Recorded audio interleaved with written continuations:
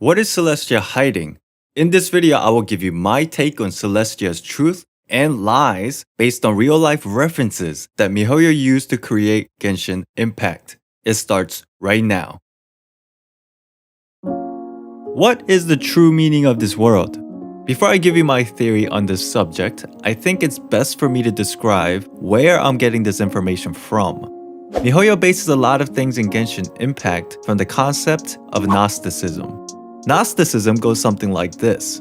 There is the original god, known as the monad. For our sanity, let's call this god Big Daddy. Big Daddy creates aeons, giving them similar divine powers. One of these aeons, called Sophia, creates Demiurge. Again, for simplicity's sake, let's call Demiurge the fake god. Like the aeons, the fake god was also given divine powers. But after creating this fake god, Sophia becomes disgusted. She seals and casts away the fake god from the spiritual universe. Since this fake god never saw any other divine beings, he believes that he's Big Daddy. So, the fake god creates the mortal realm and humanity. But just like Big Daddy and Sophia, the fake god unknowingly gives humans the potential for divinity. The whole premise of Gnosticism is this. If humans become knowing and achieve gnosis or understanding, they themselves can become divine beings. Now here's the problem. After creating the mortal realm, the fake god feels threatened. Why? Because humans keep trying to achieve godhood through knowledge. So, the fake god creates archons, and archons are given a job to preside over humanity and present obstacles so that humans will stay oblivious and do not reach the knowledge to become divine beings themselves. And upon seeing this, Big Daddy felt bad and sends two aeons, male and female pair, to help humans achieve the knowledge and become divine beings. Doesn't this sound vaguely familiar?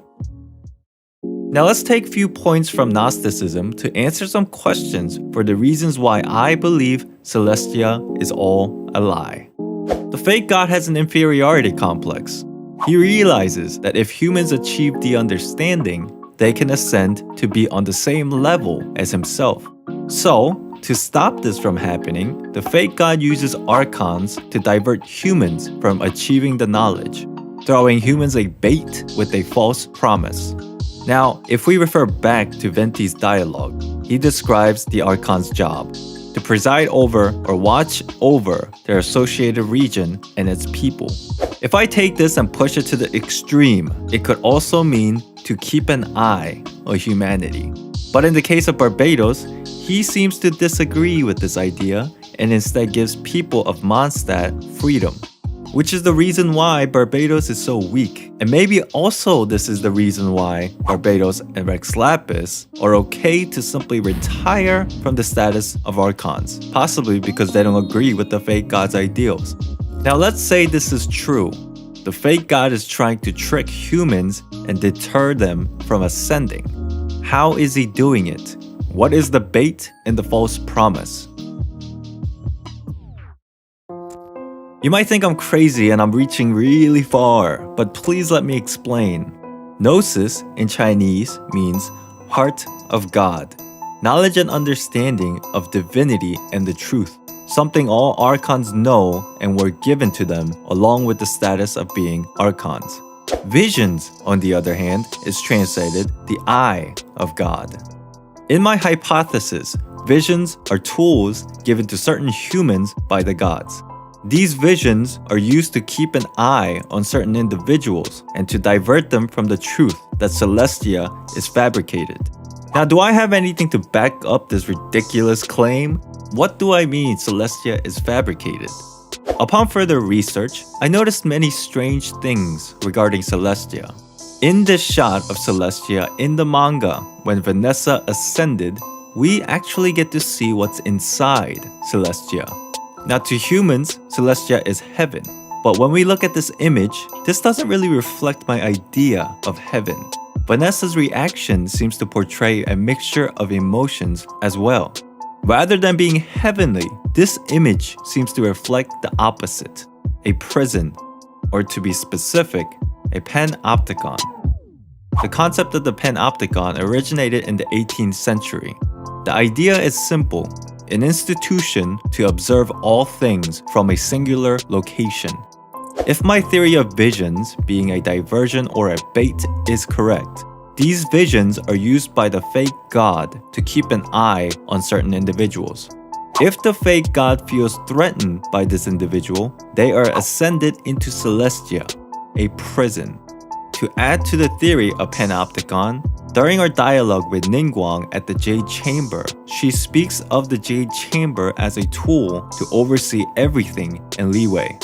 Similarly, Celestia accomplishes the same thing, keeping an eye over the entirety of Tevat.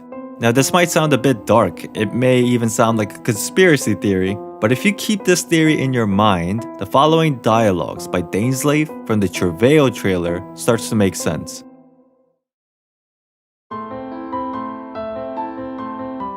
The war has already begun. It is just a continuation of past battles. This refers to humanity's continuous struggle to uncover the truth, as they are constantly shut down by the fake god as the cyclical life of this world continues.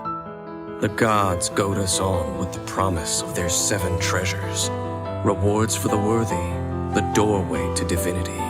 The 7 treasures meaning the 7 elemental visions. The gods claim that this is for the worthy and for those who can ascend, which I am theorizing that this is nothing but a lie and a bait.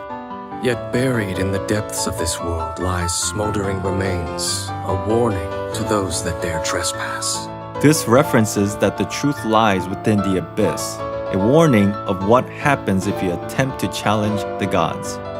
That throne in the sky is not reserved for you. This phrase is quoted by Dainsleif, referring to someone else talking, possibly quoting the Sustainer or the fake god talking to Aether or humanity. But mortal arrogation never stops. This obviously referring to the idea that humans repeatedly continue to question the gods and seek the truth. Skipping past few dialogues, Dainsleif continues. In the perpetual meantime of a sheltered eternity, most are content to live and not to dream. This sheltered eternity representing the fabricated bubble of this world, where some continues to stay ignorant and live their lives under the fabricated lies of Celestia. But in the hidden corners where the god's gaze does not fall, there are those who dream of dreaming. In Dainsleif's words, hidden corners representing Kenria, where the people continue to fight in hopes to reform this world. Some say a few are chosen and the rest are dregs. But I say we humans have our humanity. Dainsleif is suggesting that humans can take control of their own fate not predestined by the gods.